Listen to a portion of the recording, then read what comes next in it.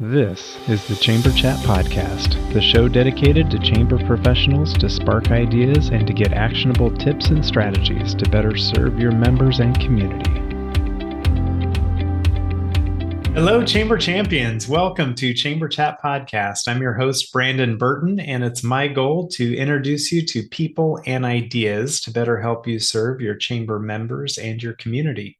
Our title sponsor is Community Matters, Inc. With nearly 20 years in the chamber industry and over 100 media awards presented to their chamber partners, Community Matters provides the R&R that every chamber needs, revenue and recognition.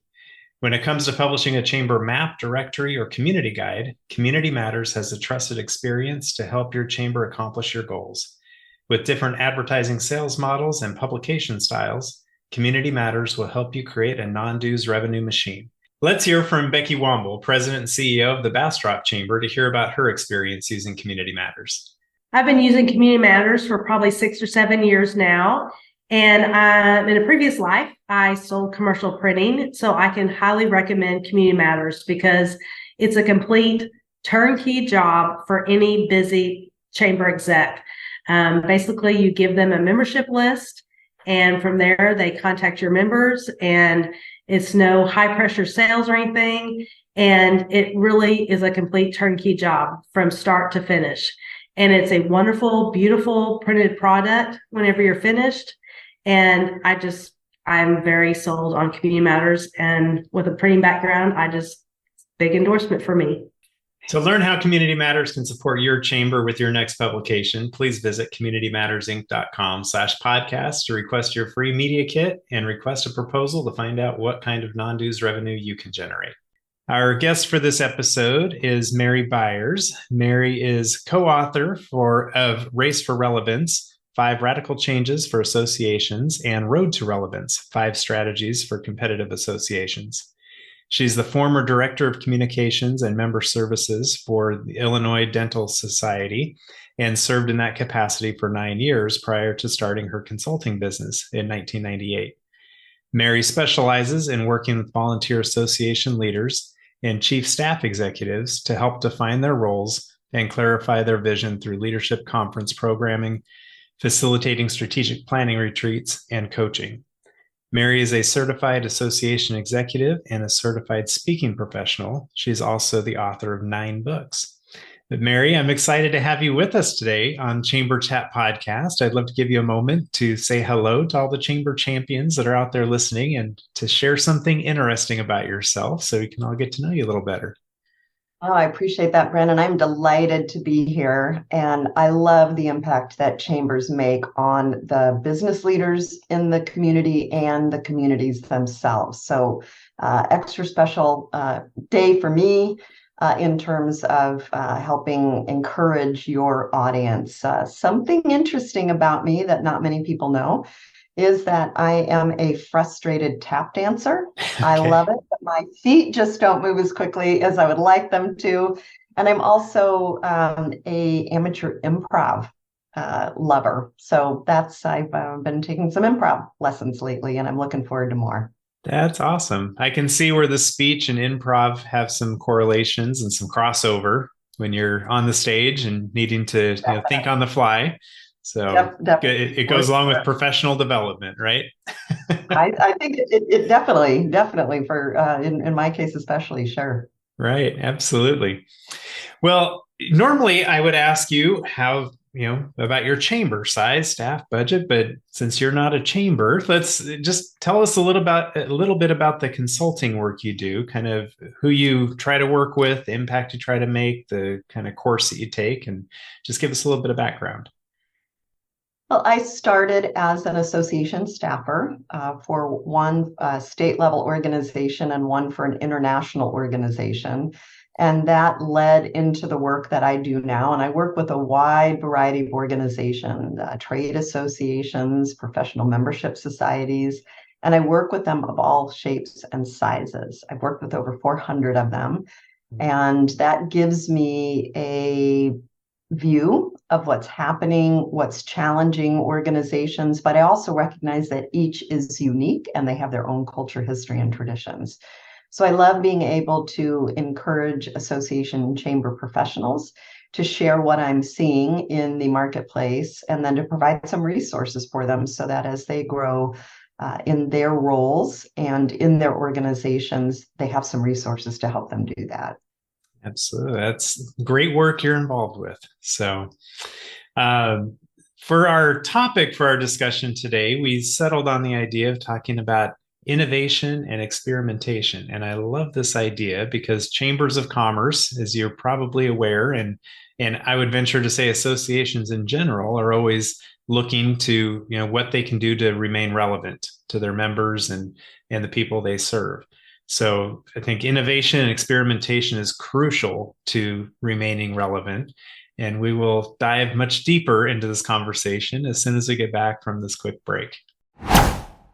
Are you looking for a year-round, affordable, and timely shop local campaign for your chamber or CVB? Look no further.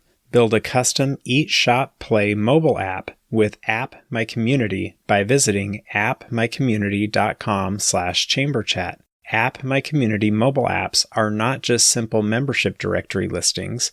They provide many more capabilities to engage with your community. Provide your residents with a robust events calendar. Partner with a local fair, festival, or farmers market to provide a schedule, map, and other resources to promote the event. Run a Small Business Saturday campaign any time of the year using built-in scavenger hunts. Allow your membership to communicate directly to their customers via push notifications. Your App My Community mobile app will be a unique member benefit, allow you to generate non-dues revenue with sponsorship opportunities, and best of all, provide a valuable resource to your community. Please visit appmycommunity.com/chamberchat now to receive 10% off your first year of an App My Community mobile app. Are you a community leader or chamber of commerce looking to grow your non-dues revenue around your core community? Are you in an area not already served by a chamber of commerce? Look no further than Chamber Nation's new platform, Pipily. Pipily is a perfect solution for adding commerce to areas where a chamber may not exist or to expand the reach of a regional chamber. With Pipily, you can easily connect with local businesses and promote your services to a wider audience. Don't miss out on this opportunity to expand your reach and increase your revenue. Visit richardscalendar.com to learn more about Chamber Nation and Pipily today. Hi, it's me, Donna from Yiftee. Have I mentioned that we're working with chambers and other leaders on community cards in more than 500 cities across the U.S.? Yiftee is the undisputed leader in community cards because we did it first and have learned a lot, and because it's free for you to set up and free for your members to participate. Plus, we do all the heavy lifting for you. Many chambers have chamber checks or other similar programs. Imagine the benefits of those without the extra costs of staffing, creating and tracking checks, and reconciling payments. Community cards are all digital, sold online, and always available on the cardholder's cell phone. We provide tons of training and marketing materials. Come check us out at yiftee.com, Yiftee.com, or email sales@yiftee.com. Back to you, Brandon. All right, Mary, we're back from our break there. And as I mentioned before we took that pause, we're focusing our discussion today around innovation and experimentation. And I know as the author of the book, Race for Relevance, this correlates very well. But I guess, first of all, what should chambers and associations be thinking about now as we're sitting in 2023? And I hope we're safe in saying post-pandemic. What are some of those things they should be focusing on? Well, first of all, let me define how I think about innovation. If I walked into the room and said, I want you to come up with a new program and service from scratch, that's intimidating, it's overwhelming, it's hard to do. So when I talk about innovation, I'm really talking about doing something differently. And when you look at it that way, we're looking at small changes, possibly making big differences.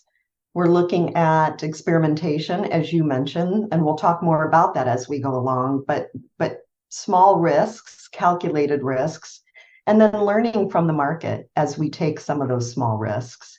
And then the other thing that I would encourage people to be thinking about is what I call the 10% pledge. And that is committing to evolve 10% of what you're currently doing, whether it's 10% of your fundraising, 10% of your programming, 10% of your special projects, 10% of your communications.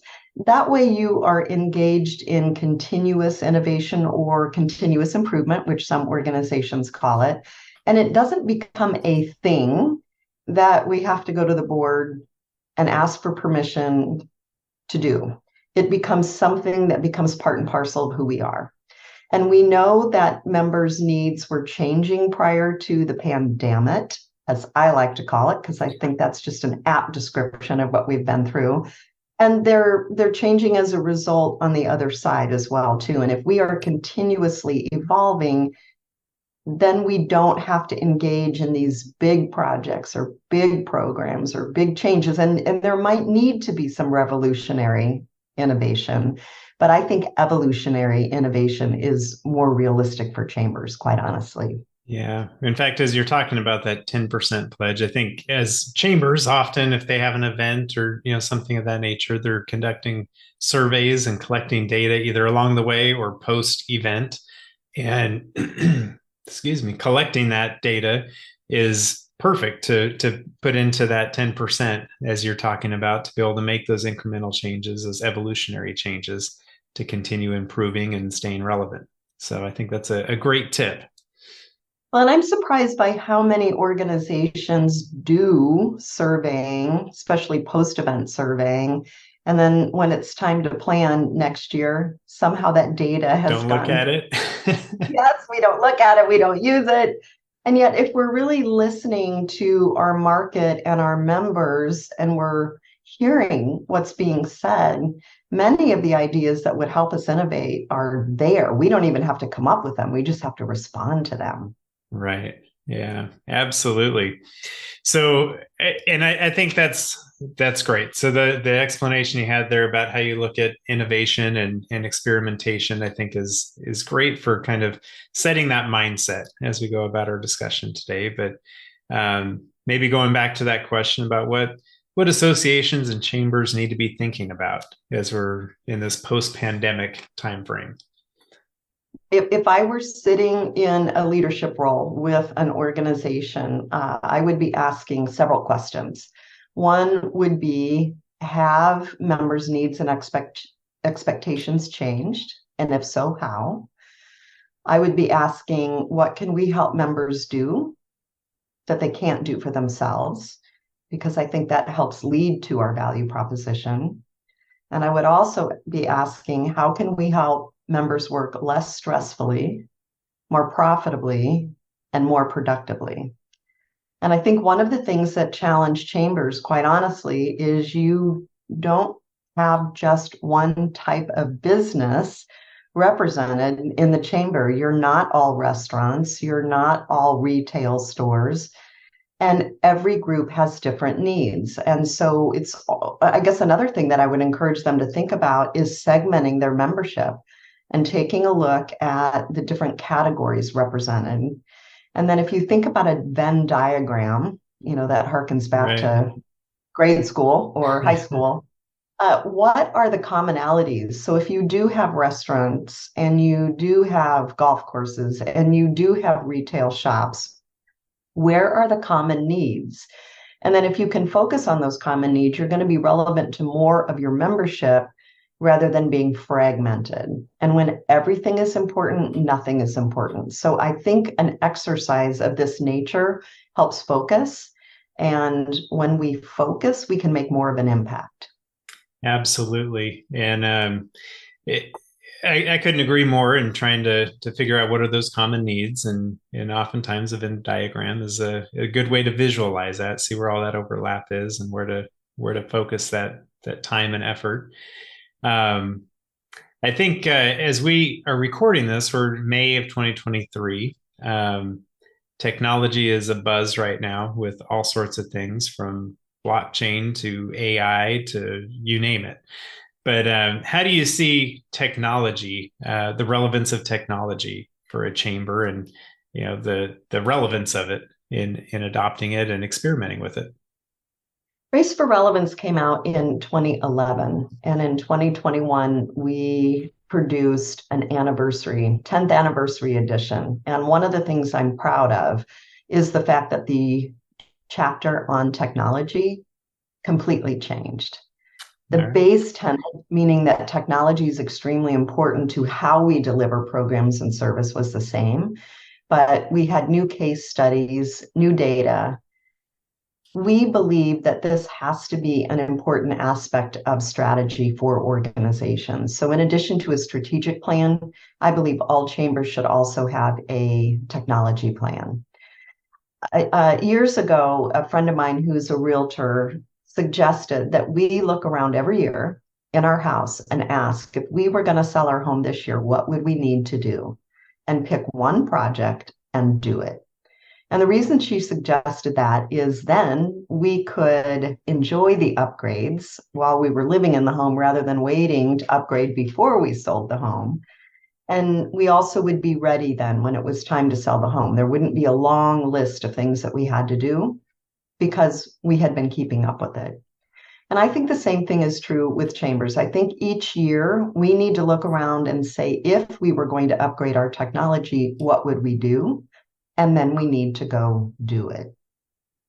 We actually, in 2011, we took a look at what percentage associations were spending on technology. It was 4.1% of their budget.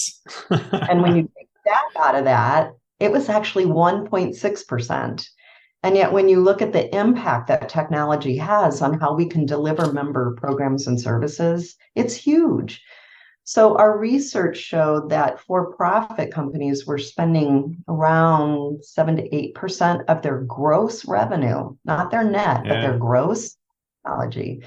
So if we were to even aspire to half of that, we would be in a better position.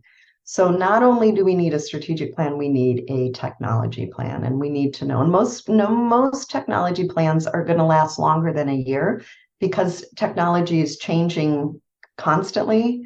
And as you said, new things are being introduced. AI, we're still looking at the impact of that. But part of the challenge is for many chamber organizations, especially, they're varying sizes and they have varying budgets. But we must double down on our commitment to technology. Here's a question, an additional question to be thinking about, and that is, how can we take the chamber to members rather than always asking members to come to the chamber? Right. And technology is one way to do that. Absolutely. So I think that's fascinating, looking at the percentage being spent on technology in associations versus, in the for-profit world. And I guess there's the caveat with that is a lot of these technology softwares will say will have a free or maybe a nonprofit rate. So there's reasons you could justify why they spend less, and be resourceful by all means. But the point is to start integrating some of that technology in your research and case studies. Were there certain things that stood out to you that would maybe be that, like going back to your analogy of getting your house ready for sale, right? Like a kitchen, bathrooms, those things have the biggest ROI, right? So as you look at associations, what kind of things technology wise would you say have the most ROI to try to implement sooner than later? Making sure that you have a database that is flexible so that you can actually pull data that you need and can use without investing a lot of time into that. I think a lot of associations don't even realize what kind of data they're sitting on, and so they're not using it. That'd be the first thing, that making sure that your database is robust and flexible so that it will help you with what you need. We also want to be thinking about automating and systematizing. Most chambers have smaller staffs. I'm surprised sometimes by the way that we are still manually taking registrations, handling new dues or new members. So anything that would help us streamline our workload, because we want to free up our staff to do the things that staff does best, and that is relationship building, interfacing with members, troubleshooting, solving problems, getting out into the community. So anything that would free up staff time, I think would be an important piece of it. Right. Our web presence absolutely needs to be modern, easy to search, friendly. If you think about it, it is our first impression. When members are interested in joining, they go to the website. So how user-friendly is it? We have to think about the member experience. Can I find what I need when I need it? Are things streamlined? Is it frustrating? How hard is it to use that? I always tell people, go try to join your organization and pretend you have never seen your website or your processes before. So see it with fresh eyes, and then find the places that are frustrating, and then start with those. I would say I would add, have somebody who's totally not in the chamber world look at your website, have them even better. right. Because then you'll know, is your website telling the story of what your chamber does? Like, will that individual have an understanding of what a chamber is or what your chamber is? And your points on the automation, I think of the example of, the dentist, who goes to dental school, they learn how to be a great dentist. That's what they do, is they work on teeth. But if they have to spend, 50% of their day doing paperwork and moving things, along the process, when there's tools out there that will move it along, and that would be the equivalent of the chamber being out there in the community and helping businesses be successful. And there's tools like Zapier, that will connect a lot of these other, technologies to be able to move things along in the process automatically and relatively inexpensive. So you need to be exploring those different options, because there's a lot of great tools, but you got to set aside that 10% of the time to study it, research it, and explore it, right? Yeah, and that's one of the great things we've seen change in the last 10 years since the first edition of the book was written. We now have more options, more apps, more plugins.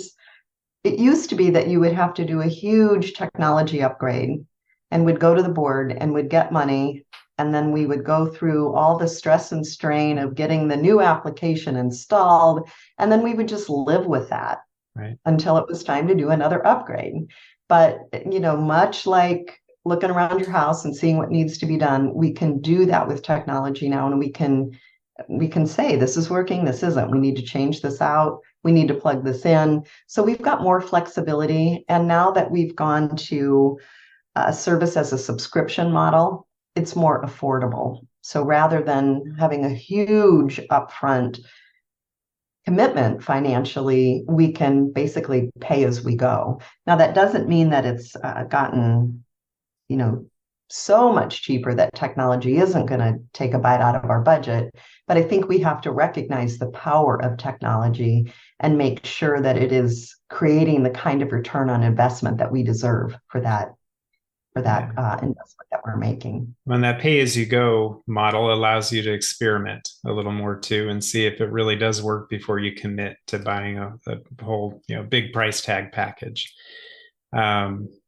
So I know you had shared a tip earlier on this, but I wanted to ask specifically about how to build a culture of innovation at a chamber. There's the old saying of, things have always been done this way. And of course, you want to break that mold. So how do you create a culture where people are thinking kind of, what is that next step? What is the thing we can do to improve what we do here at our organization? The first thing I think we have to acknowledge is the importance of innovation, because the only way we're going to change is by innovating. And this became an area of interest to me after the book was written, because I started noticing the difference between organizations that were thriving versus those that were just surviving. And those that were thriving were actively innovating. They had not only a verbal commitment to it, but a strategic commitment to it. They recognize that innovation requires experimentation. And so they change their language around how they even talk about it. They don't talk in terms of success and failure. They talk in terms of success and learning. And so that takes some of the stigma away from innovation. So there has to be a commitment. It has to be part of the cultural value.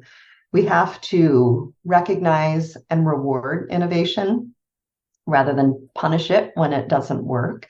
And honestly, the board really has to have buy-in for that, because the board's role is to make sure that the chamber has the expertise and the funding that they need to innovate.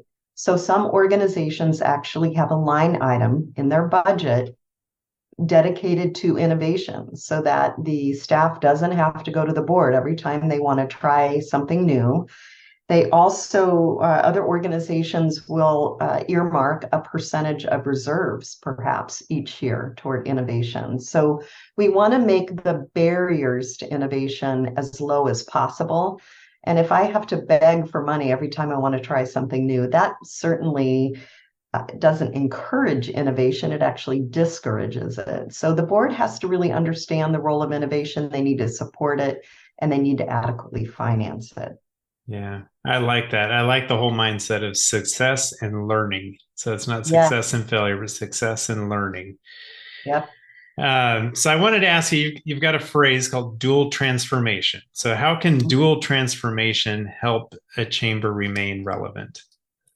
So this is actually a concept from the for-profit world. And dual transformation really means that you service today's business model while you're building the future of the organization. So I'll give you an example of what this might have looked like for a group. One of my clients actually explained it to me as flying the airplane while you're still building it. Yeah.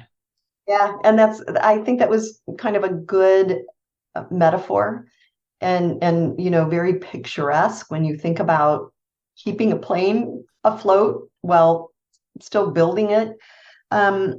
We've seen a move for some organizations to go to a tiered membership model. So this isn't a chamber, but the Colorado Veterinary Medical Association adopted a tiered model in 2016 because they wanted members to essentially be able to choose their own adventure. Right. So they have 3 package levels. The first level really was for those who were just getting started in veterinary medicine, maybe didn't have a lot of financial resources, but they wanted to offer them a home and access to some education and resources that would be beneficial to them. The middle package was the one they expected most members to take advantage of, and it was the package that offered what previously had been available for their membership. And then the third package essentially was for the whole practice. So you pay more, you can enroll as many people in your practice as you want into the membership. And they built the model that way. The other organizations have gone to a subscription model from a annual membership model. They're billing on a monthly basis or a quarterly basis. And again, it's flexibility. They're letting their members choose how they want to engage. So those are some examples of small changes that have had a big impact. One group that I'm familiar with, when they went to the subscription model, the monthly model, actually increased their membership by 11% just by offering them flexibility. So it wasn't a huge change, although they had a few things they had to do on the back end with the technology, and they had to do a little bit of experimentation there to see how that was going to work. But that's one of my favorite things about it, quite honestly, is that small changes can have a big difference. But the dual transformation idea is that you are doing everything you need to do in 2023 to meet members' needs, simultaneously thinking about what your membership model is going to look like, what the business model is going to look like in 2024, 2025, 2026. So it's actually made things a little bit more complex because we have to worry about today and tomorrow at the same time. But it's a concept, I think, that is worth borrowing from for-profit America, especially when we talk to our boards about the complexity of the environment. One of the other things that we've seen change in the last 10 years is competition has heated up, and it is coming from all sorts of places. I think we have to acknowledge how that's challenging our models and use innovation to mitigate the impact on chambers. Yeah. No, I like that. The dual transformation, doing what you need to do today while also looking at the future, reminds me of the Wayne Gretzky quote about skating to where the puck is going, right? He's in the game, he's doing what he needs to do, but he's going to where the puck is going. And I think that's so crucial for us to have our eye on the future and not be left in the past. So Now, admittedly, Wayne makes it sound really easy to know where right. this is going. So I think he had a sixth sense that a lot of other hockey players didn't have. And I'm pretty sure he had eyes on the side and the back of his head too, because that's almost what it takes to be able to skate to where the puck is going. And he already knew how to ice skate, so that's a big accomplishment. So. Yes, I would agree with that. Right. You're So as we begin to wrap things up here, I like asking if you have any tip or strategy or action item that you would suggest for listeners who are interested in taking their chamber up to the next level. So this is going to sound too simple and counterintuitive, but it's the best tip I have to offer chamber professionals. And that is get away from the office on a quarterly basis. I've been doing this since 2016. I actually found a retreat center that is close to me, and I check in with a pad of paper, my calendar, and a pen. And I try to minimize electronics. And even if I have a cell phone with me, I put my do not disturb on, and I try not to look at it until it's bedtime on the first night. And then I usually work until noon or late in the day, second day. And essentially what I'm doing is I'm dividing my year into quarters, and I'm looking at what needs my attention over the next quarter and the next year. And I'm making some longer term plans. I'm making some longer strategy plans. One of the first things I did when I started this is I went back and I chunked my career. Okay. What was true about the start of my career, what became true about the next piece of my career. And essentially, I was able to identify pivot points. And I think this is value to a chamber exec as well. Set aside some time to go back and look over the past couple of years, past 5 years, 10 years, your chamber's whole history. Where were there strategic decisions made that allowed the chamber to get momentum or to really make an impact? And understanding backwards will actually help you strategize forwards. So that was the long way of saying, I think chamber execs need to get out of the office for at least a day, 4 times a year, no phones, no members, no interruptions, and strictly think about how they think about strategy, and to look at both the past and the future, and to look at where they can get pivot points that will help accelerate the value and relevance of their chambers going forward. So as you do this, how long do you take when is it 2 days, 3 days, a week? Usually I do it overnight, and okay. I in on the first day, and I spend most of the second day. So I would say on average, it's a day and a half.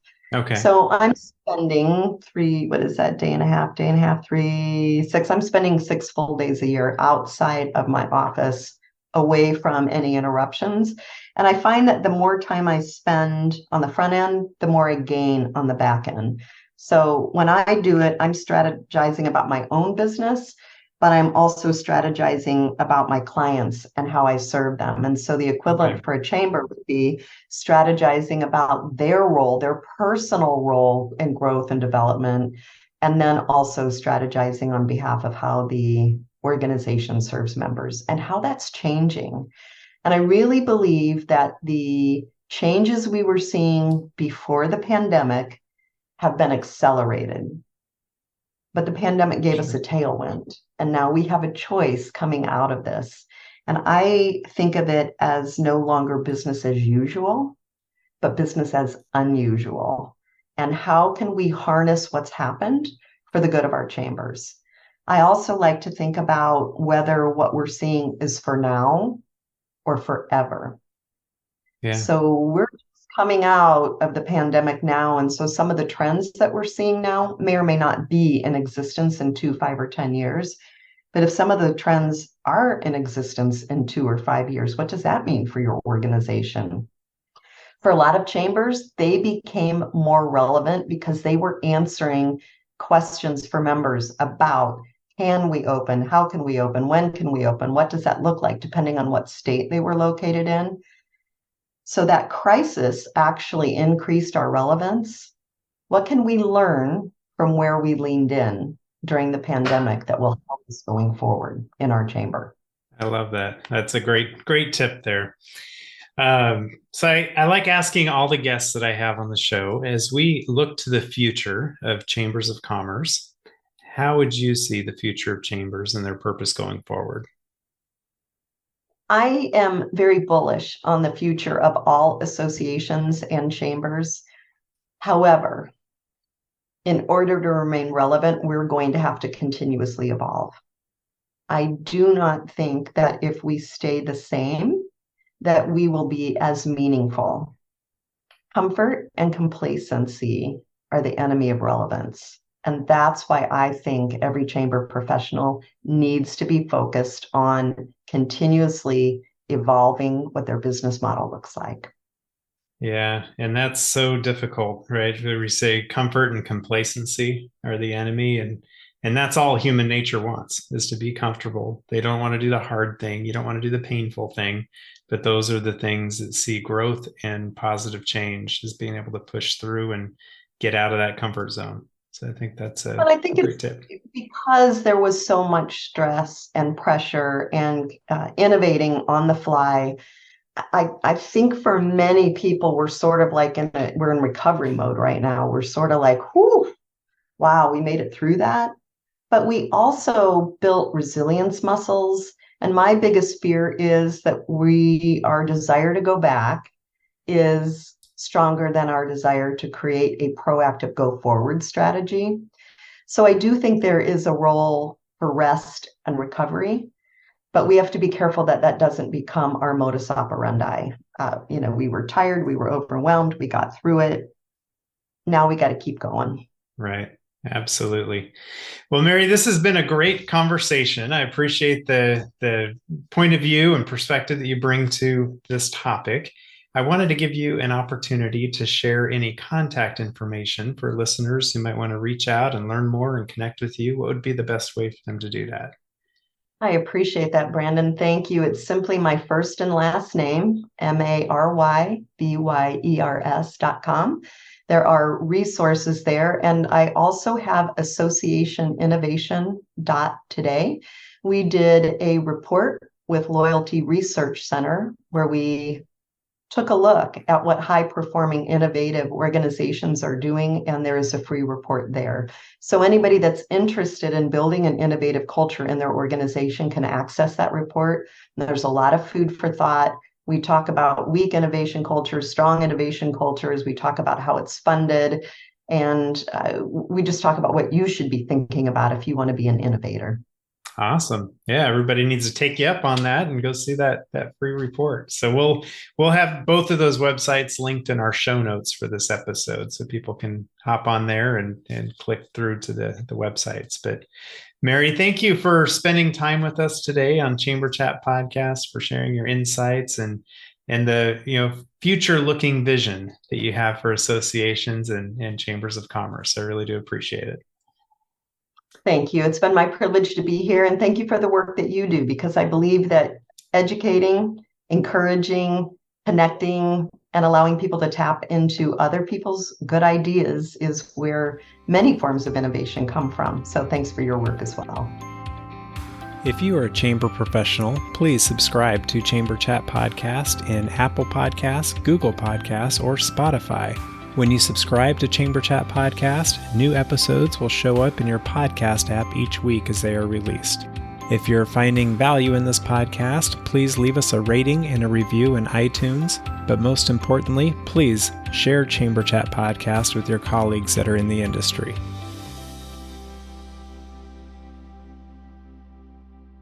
Have you ever thought about creating a podcast for your chamber? We always hear about how chambers need to be storytellers. What better way is there to tell the stories of your members and the work of your chamber than through a podcast?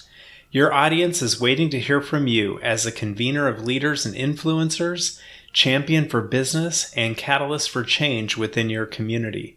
I just launched a Chamber podcast course with the goal to get your very own podcast started within 30 days. Visit chamberchatpodcast.com/pivot to learn more and to enroll in the Chamber podcast course today.